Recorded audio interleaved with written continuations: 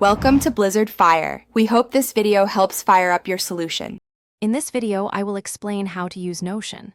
Let's begin by setting up your workspace and understanding the basic interface. First, sign up using your email or Google account to create your personal workspace. Then, familiarize yourself with the sidebar, which is your main navigation hub for all pages and databases. To start fresh, simply click the plus icon next to Workspace to add a brand new page. It's that simple to get going.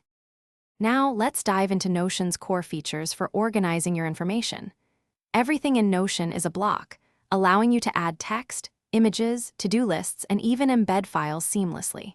For structured data, leverage databases. They offer flexible views such as tables, boards, or calendars. To build a truly powerful system, link related pages together, creating a robust and interconnected knowledge base that grows with you.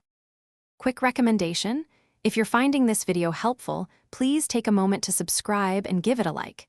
Staying organized can be thirsty work, so make sure you're hydrated. The Oala water bottle is fantastic for keeping your drinks cold all day, helping you focus better. You can find a link to this product and other great deals in the description below. Now, let's get back to the video. Ready to take your Notion skills to the next level? Explore advanced techniques to boost your productivity.